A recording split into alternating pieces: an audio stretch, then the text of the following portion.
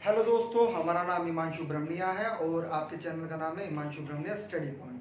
तो जैसे आपको पता है कि गीतांजलि क्लासेस पर हमारी नियमित कक्षाएं चल रही हैं।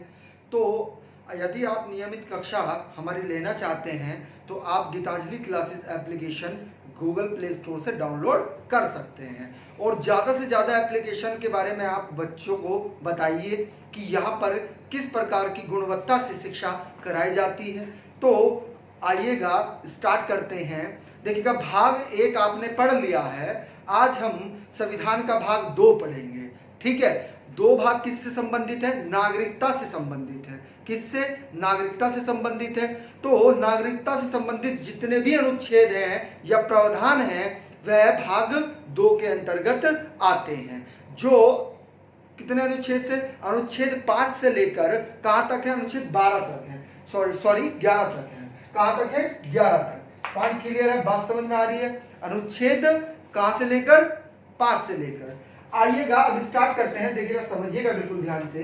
पहले कुछ चीजें आप नोट करके लिख लीजिएगा, वो बहुत ही महत्वपूर्ण है और परीक्षाओं में बार बार पूछी जाती है। देखिएगा, नोट करके क्या चीज लिखनी है आपको? सबसे पहले आप लिखिएगा कि भारत की जो नागरिकता है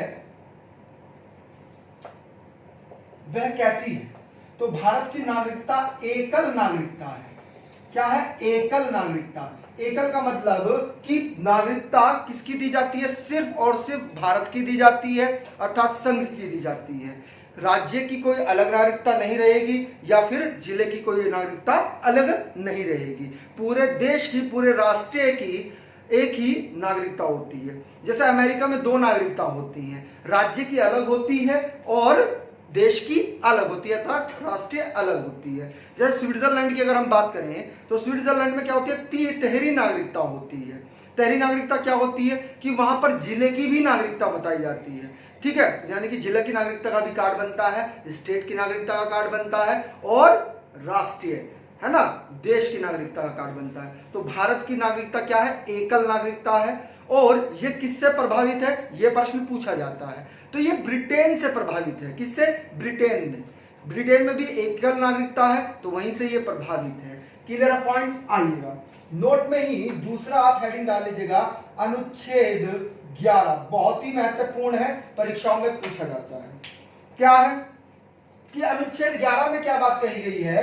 अनुच्छेद 12 में यह बात की गई है कि सिर्फ नागरिकता बनाने का अधिकार यानी कि संसद को दिया गया है। यानी कि नागरिकता बनाने के लिए जो अधिकार दिया गया है वह सिर्फ किसके पास में है? संसद के पास में है।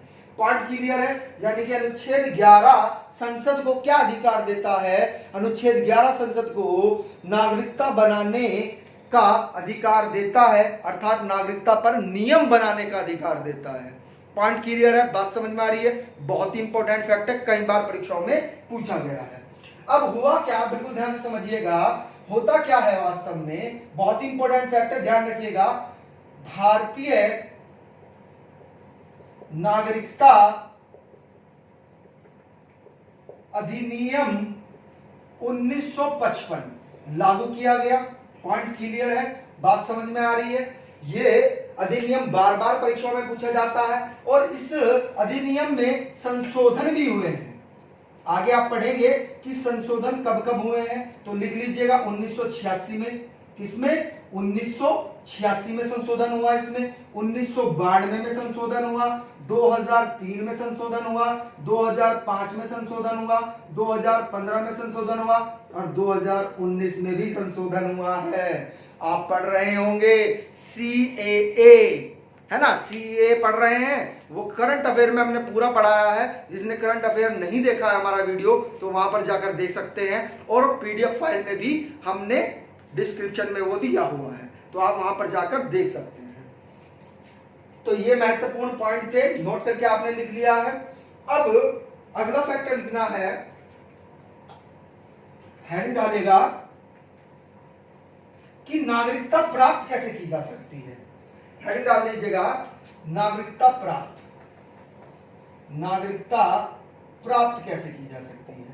तो नागरिकता प्राप्त कैसे की जाएगी, बिल्कुल ध्यान से समझिएगा। इसके संदर्भ में 4-5 तथ्य आते हैं, 5 तथ्य आते हैं, 5 प्रावधान दिए गए हैं जो परीक्षाओं में पूछे जाते हैं, महत्वपूर्ण है।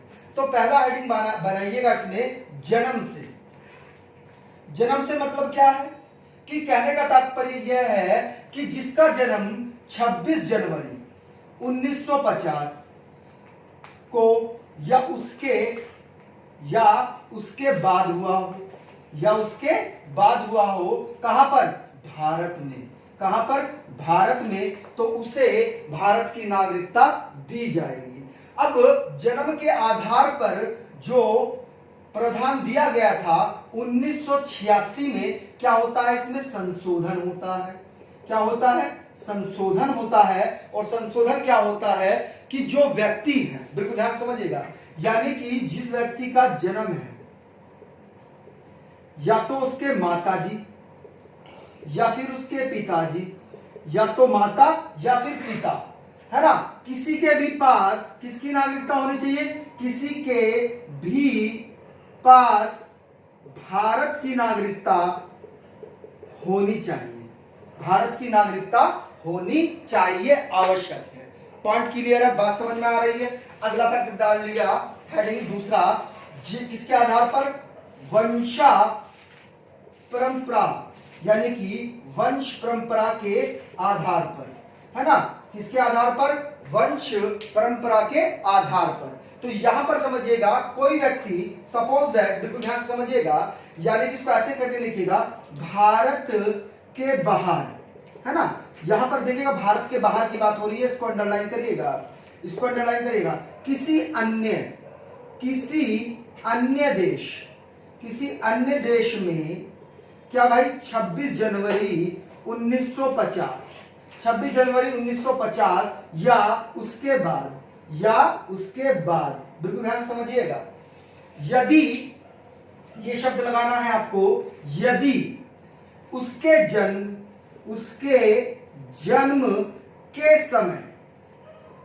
जन्म के समय माताजी या फिर पिताजी के पास किसकी नागरिकता हो? भारत की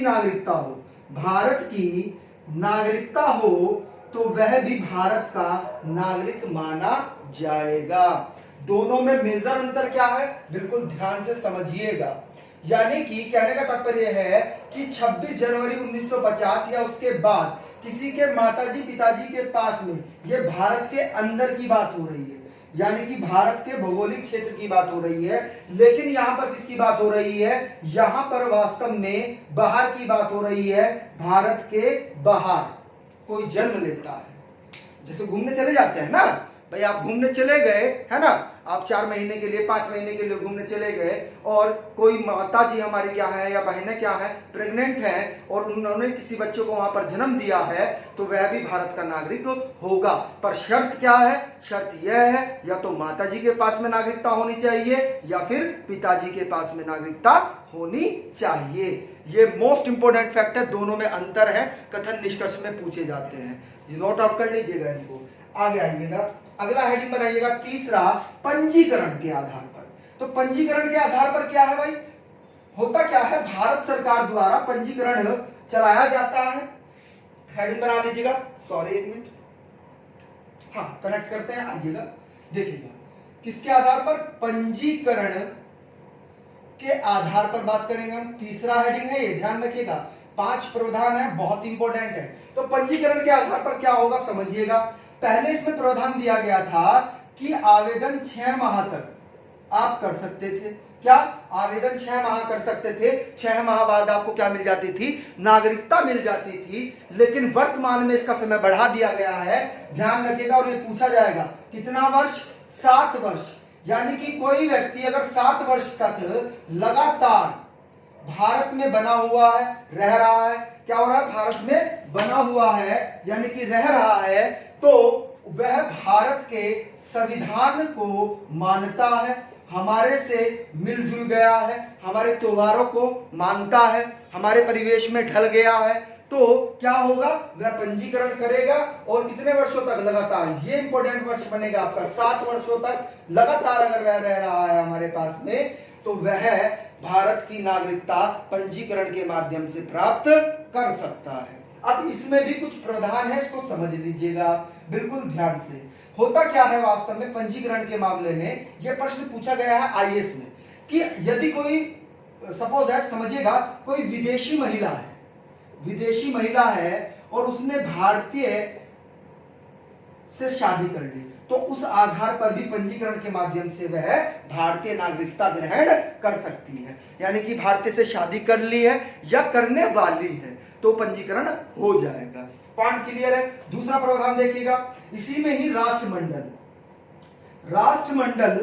जो देश है हमारे, राष्ट्रमंडल देश यानी कि राष्ट्रमंडल देशों के सदस्य जो हैं वे देश, यदि उनमें ऐसे करके लिखिएगा, राष्ट्रमंडल देशों के ऐसे व्यक्ति, बहुत इंपॉर्टेंट है, या ऐसे नागरिक जो भारत में रहते हैं, किसमें रहते हैं, भारत में रहते हैं, या भारत सरकार यानी कि भारत की नौकरी करते हैं, तो वह भी पंजीकरण के माध्यम से भारतीय नागरिकता ग्रहण कर सकते हैं। पॉइंट क्लियर है, बात समझ में आ रही है। चलेगा आगे चलते हैं। ये बात हो गई हमारी पंजीकरण की। अब अगर हम बात करें, चौथा हेडिंग बनाइएगा देशीकरण के आधार पर। किसके आधार पर? देशीकरण के आधार पर। दोनों में अंतर सिर्फ समय का है। किसका है? समय का अंतर है, हम बोल रहे हैं। यहां पर पहले क्या था, 6 महीने थे, लेकिन वर्तमान में कितना समय कर दिया है, 7 वर्ष कर दिया है। किसमें? पंजीकरण में। लेकिन देशीकरण में क्या होगा? चौथा हेडिंग बनाइएगा देशीकरण के आधार पर। किसके आधार पर? देशीकरण के आधार पर। तो देशीकरण के आधार पर क्या होगा भाई, बिल्कुल ध्यान से समझिएगा। जो लगातार 12 वर्षों तक कहां पर रह रहा है, भारत में रह रहा है, भारत के संविधान को मानता है, हमारे से घुल मिल गया है, हमारे त्योहारों में आस्था रखता है, या हमारे संविधान में आस्था रखता है, या हमारे मूल कर्तव्यों में आस्था रखता है ना, तो उनका क्या होगा, वह देशीकरण के माध्यम से क्या कर सकता है, भारतीय नागरिकता प्राप्त कर सकता है। पॉइंट क्लियर है। और 5वां लिख लीजिएगा, यह भी इंपॉर्टेंट है, पूछा जाता है कथन निष्कर्ष में, यानी कि भूमि अर्जित क्षेत्र के आधार पर, यानी कि अनुच्छेद किसके द्वारा भाई, बहुत इंपॉर्टेंट है, हमने 2 अनुच्छेद पढ़ाए थे आपको, अंतर बताइएगा, अनुच्छेद 2 और अनुच्छेद 3, दोनों में अंतर क्या है? आप सीमा का परिवर्तन कर सकते हैं, नाम का परिवर्तन कर सकते हैं, किसी राज्य का गठन कर सकते हैं, है ना, तो बताइएगा कि जो देश से बाहर की परिसीमा है, यदि उसको आप कहां पर लेना चाहते हैं, भारत परिवेश में मिलाना चाहते हैं, भारतीय भौगोलिक क्षेत्र में मिलाना चाहते हैं, तो वह अधिकार संसद को किस अनुच्छेद के तहत मिला हुआ है, ये कमेंट करके हमने आपको बताना है। ठीक है। और दूसरा फैक्ट, एक क्वेश्चन और है कि भाषा के आधार पर, चलो ये तो हम ही बता देते हैं, भाषा के आधार पर सबसे पहला राज्य कौन सा बना था, तो आंध्र प्रदेश बना था। कौन सा बना था? आंध्र प्रदेश, जो तेलुगु भाषा के आधार पर बना था। किस आधार पर? तेलुगु भाषा के आधार पर बना था। और डेट भी आपको बता देते हैं, 1 अक्टूबर, सन आपको कमेंट करके बताना है। ठीक है, चलिएगा आइएगा। तो भूमि अर्जित क्षेत्रों के आधार पर, किसके आधार पर? जिसने पहली वाली वीडियो नहीं देखी है तो वह प्लेलिस्ट में जाइएगा और पहली वीडियो को जरूर देखिएगा, सारे आंसर मिलेंगे वहां पर आपको। ठीक है, चलिएगा। तो भूमि अर्जित क्षेत्र के आधार पर क्या होगा भाई, बिल्कुल ध्यान से समझिएगा, यानी कि कोई भौगोलिक क्षेत्र है और भारत के परिवेश में नहीं है, भारत के भौगोलिक परिवेश में नहीं है, लेकिन आपने क्या किया, बाह्य बल द्वारा या समझौते द्वारा उसका विलय किसमें कर लिया, भारत में कर लिया। तो जो वहां के नागरिक हैं, जो वहां के रहने वाले हैं, अब वह क्या कहलाएंगे वास्तव में, अब वह भारत के नागरिक कहलाएंगे। क्या कहलाएंगे?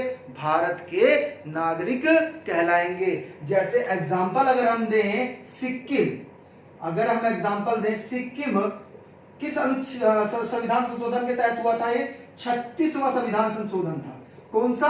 36वां संविधान संशोधन था। तो इसके द्वारा क्या किया गया, सिक्किम को मिलाया गया। और ये कब हुआ था भाई, 1976 में हुआ था। कब? 1976 में। तो जो सिक्किम के नागरिक थे वे किसके नागरिक बन गए, अब भारत के नागरिक बन गए।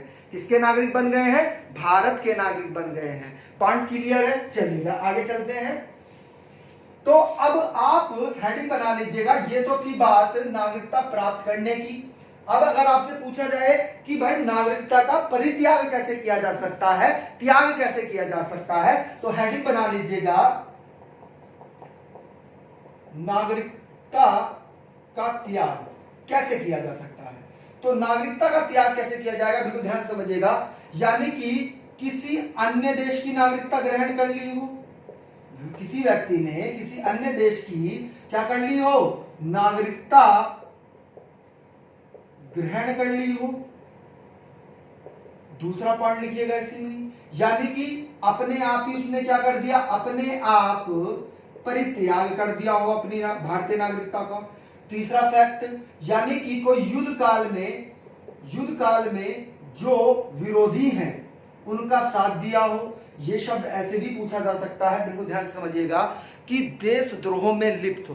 बिल्कुल ध्यान से समझिएगा कि जो देशद्रोह में लिप्त हो और दोषी पाया गया हो तो संसद क्या कर सकती है, संसद उसकी नागरिकता को समाप्त कर सकती है। पॉइंट क्लियर हो। या कोई संविधान में हमारे विश्वास ना रखता हो और उसका पालन ना करता हो तो उसकी भी नागरिकता संसद क्या कर सकती है, समाप्त कर सकती है। पॉइंट क्लियर है, ठीक है। तो ये देशद्रोह में मतलब किया हो और विरोधी से क्या किया हो, उसने साथ दिया हो, तो उस आधार पर भी होगा। या फिर उसने गलत तरीके से, है ना, गलत तरीके से क्या कर लेते हैं, गलत तरीके से नागरिकता प्राप्त की हो, गलत तरीके से क्या किया हो,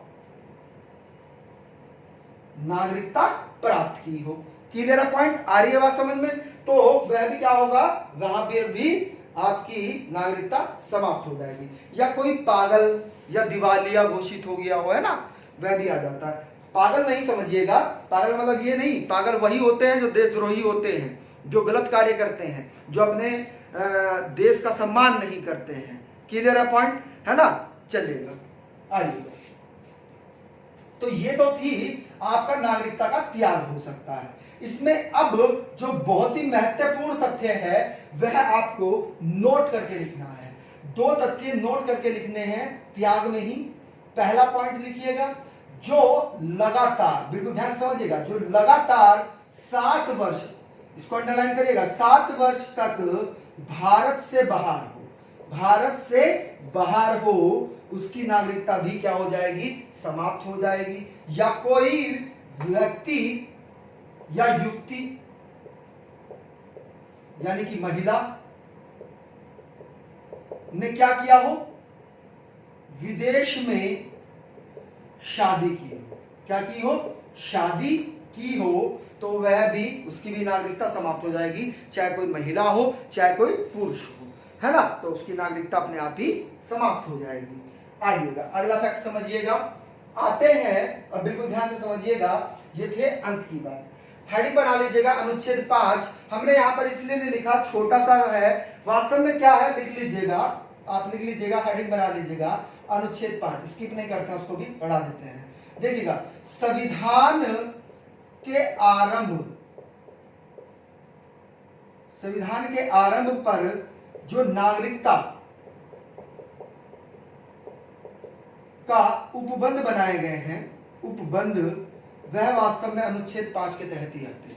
किसके तहत आते हैं, अनुच्छेद 5 के तहत। वह प्रश्न को ऐसे भी पूछ सकता है कि वास्तव में, आप समझिएगा, संविधान लागू कब हुआ था आपका, 26 नवंबर 1949 तक। क्योंकि हमारे संविधान में जो नागरिकता का प्रावधान दिया गया है, अर्थात समय की बात की गई है, वह वास्तव में कब, जब संविधान लागू हुआ था, अर्थात 26 नवंबर 1949, इसको सही कर लीजिएगा, 1949, ठीक है, तक की ही बात की गई है। उसके बाद में कोई नागरिकता की बात नहीं की गई है। क्लियर पॉइंट, आ रही है बात समझ में, कि उससे पहले जो है वह क्या होंगे, भारत के नागरिक होंगे। क्लियर पॉइंट, यही बात की गई है वास्तव में, और कोई बात नहीं की गई है। चलिएगा, इसमें एक फैक्ट और लिख लीजिएगा आप, क्या लीजिएगा, हाँ बता रहे हैं वो भी लिखिएगा। देखिएगा, संविधान लागू होने पर सभी भारत के नागरिक होंगे, ये बात इसी में कही गई है। अगला, उसका या तो फिर माताजी या फिर पिताजी का जन्म हुआ हो, या ऐसे करके लिख लीजिएगा, जो 5 वर्ष कम से कम कितना भाई, कम से कम 5 वर्ष से भारत में रह रहे हूं, अर्थात निवास कर रहे हूं, है ना। तो उन्हें भी क्या दी जाएगी, भारत की नागरिकता दी जाएगी। क्लियर है पॉइंट। आइएगा अब हेडिंग बना लीजिएगा अनुच्छेद 6, है ना। तो अनुच्छेद 6 हेडिंग बना लीजिएगा, इसमें लिखिएगा अनुच्छेद 6 में, देखिएगा वास्तव में अनुच्छेद 6 किससे संबंधित है, प्रश्न ऐसे ही बनेगा। तो आप समझिएगा कि पाकिस्तान, किससे, पाकिस्तान से आए व्यक्तियों की नागरिकता के संबंध में अनुच्छेद 6 है। क्लियर है पॉइंट, समझिएगा। यानी कि कहने का तात्पर्य यह है कि उनके माताजी या पिताजी, दादाजी या दादी जी, नाना जी या नानी जी, ठीक है, अविभाजित भारत में क्या हुआ हो, उनका जन्म हुआ हो, है ना। जब तक भारत का विभाजन ना हुआ हो तो उनके पिताजी, माताजी और दादाजी का जो जन्म है वह भारत में हुआ हो तो वह भी भारत के नागरिक होंगे। पाकिस्तान के प्रावधान में ध्यान रखिएगा, बहुत इंपॉर्टेंट है ये भी। देखिएगा 19 जुलाई 1948, है ना, 19 जुलाई 1948 के पूर्व, है ना, भारत में आकर रह रहे हो या बाद में आए हो, पर किंतु बिल्कुल ध्यान समझिएगा, संविधान लागू, फिर जहां पर संविधान लागू लिखा है वहां पर वो डेट भी दे सकता है। तो डेट आप नोट आउट कर लीजिएगा, हमने अभी भी लिखी थी, याद रखिएगा 26 नवंबर 1949, 26 नवंबर 1949 को संविधान लागू किया गया था। तो संविधान लागू होने से पहले क्या करा लिया हो उन्होंने, पंजीकरण करा लिया हो। तो ये प्रावधान किस में दिया गया है, यह प्रावधान अनुच्छेद 6 में दिया गया है, पाकिस्तान के नागरिकता के संबंध में है। पॉइंट क्लियर है। आइएगा अनुच्छेद 7 को देखिएगा। अनुच्छेद 7 में क्या कहा गया है कि पाकिस्तान को प्रयोजन करने वाले व्यक्तियों की नागरिकता के संबंध में है, यानी कि पाकिस्तान को जाने वाले जो व्यक्ति हैं उनके संबंध में जो नागरिकता का संबंध में प्रावधान है उससे संबंधित है। क्लियर है पॉइंट। 8वां देखिएगा, बहुत ही इंपॉर्टेंट है 8वां भी, कि होता क्या है कि भारत के बाहर रहने वाले भारतीयों के बारे में है, यानी कि भारत से बाहर रहने वाले जो व्यक्ति हैं और उनको कैसे भारत की नागरिकता दी जाए, तो उसके बारे में अनुच्छेद 8 है। अनुच्छेद 9 बहुत ही इंपॉर्टेंट है, बार बार परीक्षाओं में पूछा जाता है। अनुच्छेद 9 मोस्ट इंपॉर्टेंट है, बार बार परीक्षाओं में पूछा जाता है, इसको आप इंपॉर्टेंट करके ही लिखिएगा। देखिएगा क्या कहा गया है इसमें, जब कोई व्यक्ति स्वेच्छा से किसी विदेशी नागरिक हो जाए, अर्थात विदेश की नागरिकता क्या कर ले, ग्रहण कर ले, तो भारतीय नागरिकता अपने आप ही समाप्त हो जाएगी, अर्थात स्वतः ही क्या हो जाएगी, समाप्त हो जाएगी। बहुत ही इंपॉर्टेंट है, बार बार परीक्षाओं में पूछा जाता है।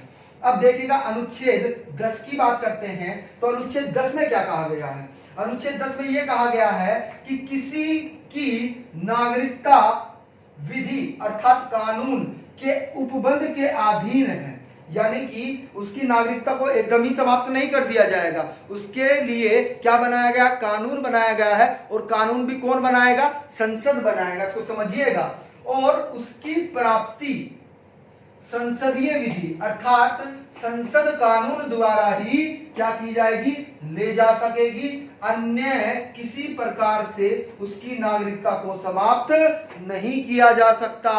कौन कर सकता है, सिर्फ और सिर्फ भारतीय संसद ही कर सकती है उसकी नागरिकता को समाप्त। पॉइंट क्लियर है। आइएगा अब दोहरी नागरिकता है, इससे भी कभी कभी प्रश्न आ जाता है मेंस वगैरह में, है ना, तो आपको कंफ्यूज नहीं होना है। आइएगा एक एक चीज को समझ लेते हैं। देखिएगा दोहरी नागरिकता के संबंध में क्या है, बिल्कुल ध्यान समझिएगा, ओवरसीज सिटीजन ऑफ इंडिया, जिसको शॉर्ट फॉर्म में हम क्या कहते हैं, OCI कहते हैं। क्या कहते हैं, OCI। इसका ही दूसरा नाम क्या है, सीमीय परिय, है ना, यानी कि सीमा परिय, यानी कि सीमा से पार, यानी कि सीमा से बाहर, है ना, भारतीय नागरिकता, यह भी इसका नाम है। तो कंफ्यूज नहीं होना है, दोनों नाम इसी के ही हैं, किसके, दोहरी नागरिकता के, है ना। क्लियर है पॉइंट। तो क्या किया गया, दिसंबर में, बिल्कुल ध्यान समझिएगा, दिसंबर 2003 में क्या हुआ, एक समिति आती है, जिस समिति का नाम क्या था, बहुत ही इंपॉर्टेंट समिति है, पूछी जाती है, लक्ष्मीमल सिंधवी समिति। कौन सी समिति, लक्ष्मीमल सिंधवी समिति। ये समिति क्या करती है, ये एक प्रस्ताव रखती है। प्रस्ताव क्या रखती है, या जो हमारे देश से बाहर रहने वाले भारतीय हैं, तो उन्हें भी तो नागरिकता दी जाए, जो काफी समय से बाहर रह रहे हैं, तो उन्हें भी भारत की नागरिकता दी जाए। अर्थात दोहरी नागरिकता की बात किस समिति के तहत की गई, तो याद रखिएगा, बहुत ही इंपॉर्टेंट है, लक्ष्मीमल सिंधवी समिति, बहुत इंपॉर्टेंट है। दोहरी समिति की बात इसने की थी, इसने ही प्रस्ताव रखा था। तो इन्होंने संशोधन किया और संशोधन करके क्या कहा कि वास्तव में जो कुल 16 देश हैं, 16 देश कौन कौन से भाई, आपका यूएसए, ब्रिटेन, फिनलैंड, यानी कि यूरोपियन देश, और अमेरिका भी, ठीक है, उसमें शामिल है। Clear point. तो उन देशों में रहने वाले जो भारतीय हैं, उनको दोहरी नागरिकता दी जानी चाहिए, है ना। आ रही है बात समझ में, जो भारतीय मूल वंश के हैं। देखिएगा, ओवरसीज नागरिकता के तहत होता क्या है, आपका PIO कार्ड बनता है। तो PIO कार्ड से संबंधित प्रश्न भी पूछा जाता है। इसकी फुल फॉर्म आपको लिखनी है, तो हम बता रहे हैं, लिख लीजिएगा, पर्सन ऑफ इंडियन ओरिजिन, ये इसकी फुल फॉर्म है। ये कार्ड बनता है, इस कार्ड के तहत होता क्या क्या क्या सुविधाएं मिलती हैं जो भारतीय मूल के हैं, तो उन्हें यानी कि पासपोर्ट की आवश्यकता नहीं होती है। जब वह भारत में आना चाहते हैं तो उन्हें पासपोर्ट की आवश्यकता नहीं होती है ना।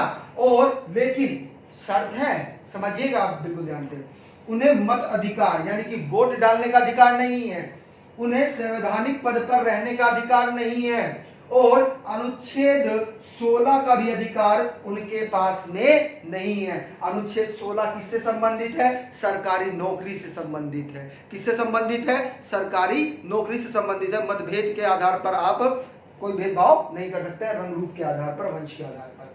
Clear point. अब होता क्या है, बिल्कुल ध्यान समझना है, डेट याद रखिएगा, 28 जून 2005 में क्या किया गया, नागरिकता अधिनियम आता है। क्या आता है, नागरिकता अधिनियम आता है, यानी कि संशोधन किया जाता है। किसमें, ओवरसीज नागरिकता में संशोधन किया जाता है। और संशोधन करने के तहत होता क्या है, इसमें यह कहा गया कि पाकिस्तान और बांग्लादेश को छोड़कर, किसको, पाकिस्तान और बांग्लादेश को छोड़कर सभी देशों के नागरिक जो क्या है, भारतीय मूल के हैं, जो भारतीय मूल के हैं, सभी देशों के नागरिक को क्या दिया जाएगा भाई, ओवरसीज भारतीय नागरिकता प्राप्त करा दी जाती है ना, वह प्राप्त कर सकता है। अब इसी के तहत क्या होता है, 2 योजनाएं बनाई जाती हैं। कितने प्रकार की, 2 प्रकार की योजनाएं बनाई जाती हैं। और वे 2 प्रकार की योजनाएं कौन कौन सी हैं, उनको समझिएगा बिल्कुल ध्यान से, कि भारतीय मूल के व्यक्तियों को क्या दिया जाएगा, PIO कार्ड बनाया जाएगा, जिसकी फुल फॉर्म क्या है, पर्सन ऑफ इंडियन रीजन, ठीक है। और वास्तव में विदेशी भारतीय नागरिक, जिसे क्या कहते हैं, ओवरसीज सिटीजन इंडियन, ठीक है। आ रही है बात समझ में। तो ये दोनों प्रकार की योजनाएं चलाई गई, यानी कि जो विदेश में विदेशी भारतीय नागरिक हैं, विदेशी भारतीय नागरिक जो बाहर रहते हैं, और जो भारतीय मूल के व्यक्ति हैं जो कहां रहते हैं, बाहर रहते हैं, दोनों की बात एक ही है। दोनों में अंतर हम आगे जब आपको पढ़ाएंगे, है ना, अलग से एक विजिट वीडियो रहेगा, उसमें डिस्क्राइब करेंगे। अब हम वीडियो को ज्यादा लंबा नहीं करना चाहते हैं। तो अब ये भी प्रश्न पूछा जाता है कि दोनों योजनाएं लोकसभा में कब पारित की गई और राज्यसभा में कब पारित की गई। तो डेट याद रखिएगा आप, 2 मार्च 2015 को किसमें भाई, लोकसभा में ये पारित होता है अधिनियम। और 4 मार्च को, यानी कि 2 दिन बाद ही 4 मार्च 2015 को यह राज्यसभा में पारित होता है। किसमें? राज्यसभा में यह अधिनियम पारित होता है, दोनों कार्ड से संबंधित। ठीक है, अगर आपको वीडियो अच्छा लगा हो तो इसको लाइक और कमेंट के माध्यम से हमें बताइएगा और ज्यादा से ज्यादा वीडियो को शेयर करिएगा। ठीक है, और जो भी नए व्यूवर्स हैं जिन्होंने हमारे चैनल को सब्सक्राइब नहीं किया है वो हमारे चैनल को सब्सक्राइब कर लीजिएगा, जिससे आपको बेल आइकन जरूर ऑन कर लीजिएगा, क्योंकि नोटिफिकेशन के माध्यम से सबसे पहले आपके पास में मैसेज पहुंच जाएगा। ठीक है, थैंक यू।